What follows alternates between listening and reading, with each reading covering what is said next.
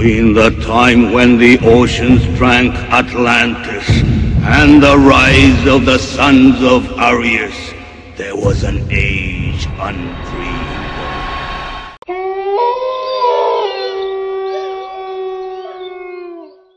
Hijos del Sol, bienvenidos a este especial sobre la Antártida. Haremos una pequeña introducción sobre los sucesos allí ocurridos, sobre las dos guerras secretas que allí se produjeron. Espero que os guste este especial y empezamos, chicos. Un puño. ¿Estáis preparados? Nos vamos de viaje a la Antártida. En este vídeo especial conoceremos los entresijos de la operación Hail Jump y la operación Deep Freezer. La Antártida es la raíz y el fundamento de todos los movimientos de las sectas secretas y ocultistas del mundo. El principio de la transformación y la liberación de un mundo para la creación de un superhombre. Este era el deseo de los nazis. La primera expedición nazi a la Antártida se realizó en 1938 con la excusa de crear una base ballenera, y su verdadero objetivo era encontrar el acceso a la Tierra Hueca para encontrar a los hiperbóreos. El pueblo germano creía a pies juntillas que sus ancestros descendían de una raza aria que vivía en la Antártida. Recién terminada la Segunda Guerra Mundial, las tropas aliadas se veían fuertes y con precaución comenzaron a mover las piezas para dos operaciones que cambiarían la historia militar del mundo. La operación Hail Jump, el Gran Salto, y luego su consecuencia, la operación Deep Freezer. Pero primero intentemos entender el interés del pueblo germano por esta región y por todos sus mitos y leyendas, de la entrada a la Tierra Hueca. Después de la expedición del 1938, Hitler reivindicó para Alemania 600.000 kilómetros cuadrados de la Tierra Antártica, bautizándola como Nueva Suabia, Neuschbeland en alemán. Los alemanes disponían de una maquinaria increíble, aviones Cornier. Lanzaron estacas para marcar el terreno y así mapearlo para su beneficio. Los pilotos nazis descubrieron en el interior de la Antártida regiones sin nieve, temperaturas sobre cero, lagos templados, montañas y vegetación. Pero además, los nazis descubrieron una enorme red de túneles, profundos y sin fin. La complejidad de estos túneles y su profundidad hacían muy difícil su exploración, por lo que ésta les llevaría tiempo. Al mismo tiempo, los aliados preparaban su ofensiva. Estaban viendo los movimientos de lo que quedaban de las tropas alemanas. La Segunda Guerra Mundial aún no había terminado y había resquicios de fuerzas muy potentes en la Antártida. La operación Hail Jump, con el almirante Byrd al mando, empezó a tomar forma. Los nazis se impacientaban. Mandaron más de 100 submarinos de la Armada alemana a transportar gran cantidad de material. Estos submarinos iban equipados con un sistema de tuba Walter que les permitían permanecer semanas bajo el agua. Se sabe que los nazis encontraron túneles muy antiguos y que establecieron una base secreta subterránea, la base 211. Pero aún a día de hoy, 60 años después, esta información sigue siendo clasificada. Las informaciones que se filtraron de esta base eran increíbles. Se estaban desarrollando platillos volantes nazis. Y también esta base era el refugio de la famosa campana Deathlock. Tras estos movimientos militares en la Antártida, Las potencias ganadoras de la Segunda Guerra Mundial se dieron cuenta de que su enemigo no estaba totalmente derrotado y se apresuraron a dar el golpe de gracia final: desalojar al Tercer Reich de su base antártica. Los servicios de espionaje confirmaron que Hitler se había refugiado allí, pues los gobiernos nunca se habían creído de su propia versión oficial dada a la prensa sobre que Hitler se suicidó en su búnker junto a su amante y esposa Eva Braun. Ahora, a día de hoy, se sabe que murieron en Argentina y que Hitler murió pintando cuadros en una casa en la montaña. Y aquí empieza la misión Heiljump. En 1947 se envió una gran flota a Nueva Suabia, al mando del almirante Richard Byrd. A esta operación se le denominó Operación Heiljump, el Gran Salto. Se buscó la excusa de la realización de maniobras militares en climas extremos para comprobar cómo respondían tanto equipos como soldados. Al almirante Byrd se le entregó un portaaviones completamente equipado, barcos y submarinos de apoyo y 4.000 hombres. Se le dio un mandato de 8 meses de plazo para desalojar a los nazis de la Antártida y traer la cabeza de Hitler. La expedición duró 8 semanas y después de haber sufrido grandes pérdidas, tanto en hombres como en material, en sucesivos enfrentamientos contra los alemanes, decidieron retirarse.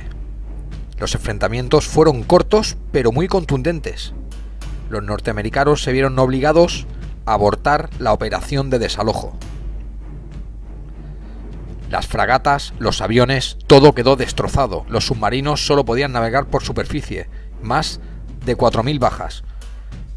Se enfrentaron a una fuerza desconocida. A su regreso, el almirante Byrd dijo estas palabras: «Es duro de comprender, pero en caso de una nueva guerra, deberemos esperar ataques de aviones que pueden volar de un punto a otro del polo». Byrd estaba acabando su tumba. Los altos mandos no podían permitir que esta información fluyera.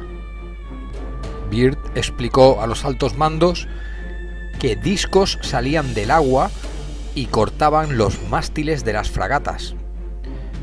No podían hacer nada respecto a estos ataques. Eran rápidos y fugaces.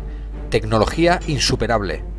Estos platillos voladores salían del agua y hacían unos quiebros imposibles. Y como distintivo, cruces gamadas. Eran ovnis alemanes. Debido al shock de los altos mandos, se llevó a cabo una operación de desprestigio contra quienes intentaban investigar lo ocurrido en la operación Gran Salto.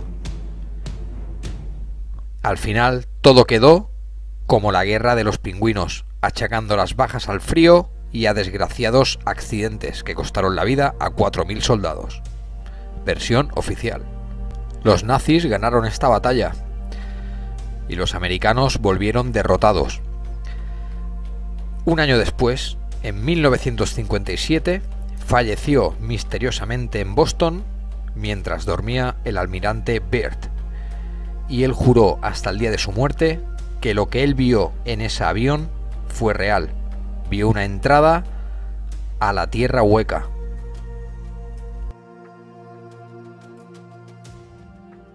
Justo un año después de la muerte de Byrd, se activó la operación Deep Freezer. Una década después del primer intento, concretamente en 1958, se volvió a intentar el desalojo nazi de la Antártida. A la operación se le denominó Deep Freezer, dotando esta vez a las unidades navales y aéreas de armamento nuclear. Fue una terrible decisión. Los resultados fueron aún peores que la operación del 47, fracasando rotundamente en el intento de desalojo y sufriendo grandes pérdidas. El mismo gobierno de Sudáfrica dijo haber detectado 2 grandes explosiones solo comparables a las explosiones nucleares, una subterránea y otra superficial, en la región antártica de Nueva Suabia, concretamente en los días 27 de agosto y 9 de septiembre del mismo año. Y atención, hijos del Sol, estas explosiones fueron las causantes del agujero de la capa de ozono en la Antártida. Que no nos engañen. Pese a la destrucción total de la base y de la zona donde se supone que estaba Nueva Suabia,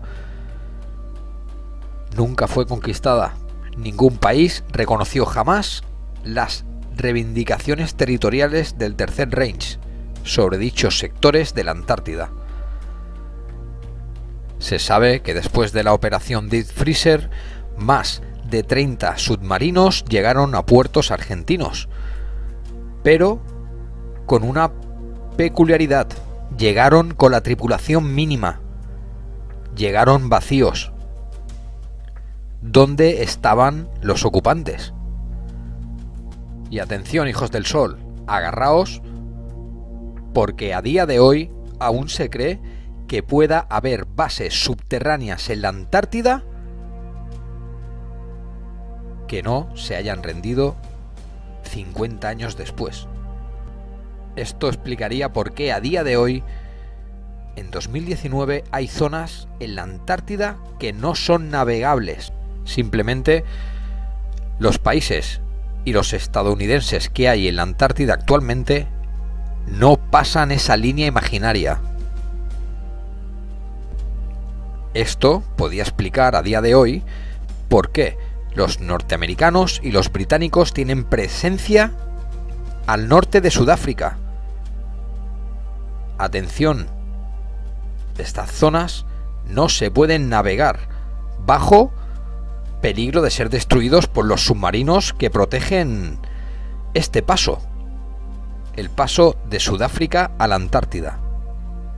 ¿Qué secretos guarda la Antártida? Que a día de hoy, 60 años después, sigue siendo material clasificado. Pues bien, tenemos algunos datos sobre lo que hay allí. Si queda alguna base nazi todavía activa en la Antártida, entonces sería sin duda la única que mantiene contacto con los cultos de Baviera, que patrocinaron y fueron parte integral del partido nazi. Según los informes, los nazis encontraron un sistema de galerías, supuestamente milenarias, por debajo del glaciar, más de 30 millas, y un lago de agua caliente. Varios equipos de científicos se trasladaron a la zona: cazadores, coleccionistas, zoólogos, botánicos, agrónomos, especialistas en plantas, microbiólogos, parasitólogos, todo tipo de rama de investigación sobre la vida. Y atención, otro dato para flipar: en la operación HighJump y Deep Freezer, la NASA tuvo participación con un grupo secreto denominado Ultra. Es el nombre de la agencia de interfaz alienígena secreta de la NASA. O sea, estamos hablando de vida alienígena bajo el hielo. Los informes apuntan que en la base 211 se trabajó con un tipo de propulsión antigravedad de un platillo volador y era funcional al 100%. Estamos hablando del Jaeger 1. Este propulsor, proporcionado mediante escritura automática por Maria Orsic, está contactada. Este propulsor dio origen al proyecto Jaunebu o el proyecto Brill 1. Los prototipos se enumeran en orden ascendente, del Brill 1 al Brill 3. El proyecto contó con muchos contratiempos debido a las alteraciones magnéticas del lugar. El proyecto Jaunebu tenía distintos prototipos de ovnis, incluso de 2 y 3 tamaños. Jaunebu 1 era una embarcación pequeña aérea. Jaunebu 2 era más sofisticado, mucho más amplio, y el Jaunebu 3 iba cargado de armas hasta arriba. Algunos informes incluso insinúan que el Jaunebu 3 podía lanzar rayos de plasma, rayos negros, y fue diseñado como una nave nodriza. Y atención, otro dato importante: muchos de los avistamientos masivos en el mundo de los ovnis a finales de los 70 son idénticos en algunos detalles técnicos con la serie Haunebu. Todo esto y más es lo que hacían los nazis en la Antártida y lo que encontraron. A día de hoy se sabe que lo que encontraron fue una ciudad congelada, pero congelada a una velocidad increíble. Incluso conservaban las hojas de los árboles. Estas dos guerras secretas, con todas sus consecuencias, obligaron al famoso Tratado Antártico. Todos los países participantes se comprometieron a evitar cualquier operación militar en esta región. Y de esto hace ya casi 60 años. Pero igualmente hay zonas en la Antártida, a mar abierto, que ni siquiera los países que están con sus bases allí son capaces de cruzar esa línea imaginaria. Quizá aún haya bases nazis activas. Según los nazis, ellos eran los portadores de la sangre más pura y al mismo tiempo de gran capacidad. Ese era el bien más preciado de su nación.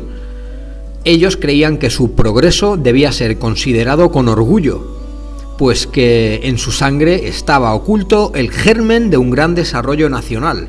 Finalmente este proyecto de expansión fue el fundamento del movimiento nacionalsocialista para la transformación y liberación de su mundo. Esto vino a desarrollarse en la Antártida, consiguiendo crear un ser de fe ciega, gracias a la nueva ciencia y al ocultismo, y a la iniciación nazi, Se supone que la Antártida es uno de los mejores lugares para poder establecer bases con fines científicos o militares, lejos del alcance de otros gobiernos o de espías. Sin embargo, hay muchos que no creen esto. Hay muchas personas que han dado testimonios de estructuras imposibles allí y que no se están respetando las normas de conservación de este lugar por tratados. Por ejemplo, hay muchos lugares en la Antártida que es imposible de ver ni siquiera por satélite. Todos conocemos los famosos parches blancos que impiden ver lo que hay justo en el centro. Hay muchas versiones sobre lo que los pilotos nazis descubrieron en el interior de la Antártida. Lo que se sabe es que sí había regiones sin nieve, con temperatura sobre cero y lagos templados, montañas y vegetación. Pero además volvemos a los túneles. Hay muchos testimonios y diarios y libros que refuerzan que los nazis descubrieron una enorme red de túneles profundos subterráneos. La complejidad de estos túneles llevó a pensar a los nazis que no habían sido construidos por humanos. Otras teorías apuntan a que los alemanes, el pueblo germano, fue guiado hasta estas galerías, guiado por otros seres con los que había contactado la sociedad Brill. Ya hemos hablado de esto en otros vídeos. El caso es que allí fue donde decidieron crear la base 211. Según William Tompkins, este ex oficial operativo de la Marina, estos seres ayudaron a los alemanes a ocupar unas cavernas subterráneas. De acuerdo a Tompkins, la Marina se enteró de esto. Y tiempo después se organizaron los dos intentos de acabar con esta base. Concretamente, en el 1958 se volvió a intentar el desalojo de la Antártida con la operación Deep Freezer, pero esta vez fue un fracaso rotundo. Para los que crean que esta guerra no sucedió o que este intento no sucedió realmente, el mismo gobierno de Sudáfrica dijo haber detectado dos grandes explosiones solo comparables a dos explosiones nucleares, una subterránea y otra superficial, en la región antártica de Nueva Suabia, concretamente en los días 27 de agosto y 9 de septiembre del mismo año. Nosotros hemos dicho en este canal y en otros vídeos que el agujero tremendo de la capa de ozono que hay allí posiblemente fuera por las detonaciones de estas bombas para terminar con la base 211, una fortaleza subterránea inequiparable, con los modelos Jaunebu allí en su interior, y también se dice que la campana Deathlock estaba allí. Pese a los intentos aliados de destruir estas bases, Nueva Suabia nunca fue conquistada. Solo pudieron hacer, pues, detonar estas impresionantes bombas encima de ellos. Algunos expertos en este tema han asegurado que aún a día de hoy existe una pequeña laguna legal, que el Tercer Reich alemán todavía es jurídicamente el propietario de esas tierras. Pero bueno, esto es hipotético. Según los informes recopilados durante años y los mencionados aquí en este vídeo, ha habido un flujo constante de expediciones a este continente. Fueron enviados con supremacía nazi. Ellos son los que más expediciones han hecho a ese lugar. Más de 230 millas cuadradas. Creo que se le asignaron desde el aire, con unas estacas de madera. Pero mientras se construía esta base secreta, que repito, se sabe muy poco de ella, los nazis y los buques de carga llegaban procedentes de Sudáfrica. Por eso estas rutas marítimas eran tan peligrosas. Estos buques nazis estaban escoltados por asesinos submarinos y buques militares. Esto podría explicar los esfuerzos de las guerras nazis intensas en el norte de Sudáfrica. Cualquier buque que incluso estuviera cerca de las rutas de navegación de Sudáfrica sería destruido por los submarinos alemanes para proteger el secreto. Esta base era el último refugio de los líderes y de las sociedades secretas. Tenía mucho más poder que el ejército del Tercer Reich. Exactamente, Karl Donetsk se refirió 3 veces sobre esta base inexpugnable. Una vez en el 1943, otra vez en el 1944 y finalmente los juicios de Nuremberg. Allí él exclamó que en medio de los hielos, en medio de ese continente eterno, hay una fortaleza paradisíaca donde los americanos, donde los aliados nunca llegaron a conquistar. ¿Podría la Antártida ser lo que hay allí oculto? ¿Podía ser el verdadero poder que hay detrás del nuevo orden mundial? Si las bases nazis aún existen, entonces sería sin duda una prueba de que aún hay contacto entre las sociedades Thule y Brill que allí se encuentran y los cultos antiguos de Baviera de Europa. Y digo esto porque justo a finales de la Segunda Guerra Mundial, 2 disposiciones de submarinos alemanes U-530 y U-977 se dispusieron a marchar a partir de un puerto en el mar Báltico. Según se informa, estos submarinos se llevaron con ellos a miembros de una investigación especial, a científicos. Estaban investigando los motores de antigravedad y motores de cohetes. Fueron los científicos y sus equipos de desarrollo los últimos componentes más vitales de esta misión secreta bajo el agua. Esto incluía tecnología y algo más importante: nueva sangre para la fortaleza. Ellos tenían en mente crear un pueblo allí y necesitaban jóvenes. Esto incluía educación, crecimiento y adoctrinamiento allí. Hay notas, dibujos de diseños de platillos, hay información, diarios de a bordo de jóvenes de submarino. Este es otro dato muy importante y que siempre me gusta mencionar. A costas argentinas llegaron muchísimos submarinos después de la guerra y muchos de ellos, la mayoría, iban o funcionaban, mejor dicho, con la tripulación mínima. De 30, solo aparecían 5 o 6 personas. Sinceramente yo creo que se quedaron allí. Se quedaron allí con una tecnología imposible. La serie Jaunebu tiene distintos prototipos. Incluso se habla de que producían 2 o incluso 3 Jaunebu al año, con varios tipos de medida. El Jaunebu 2 era más avanzado, más sofisticado y mucho más grande, con más armas. Algunos informes incluso insinúan que el Jaunebu 3 fue diseñado como una nave nodriza. Avistamientos masivos en el mundo de los ovnis, sobre todo al final de la década de los 70, hace más evidente que muchos de estos avistamientos son idénticos a algunos detalles técnicos con la serie Jaunebu. Por lo tanto, los alemanes tenían estos vehículos.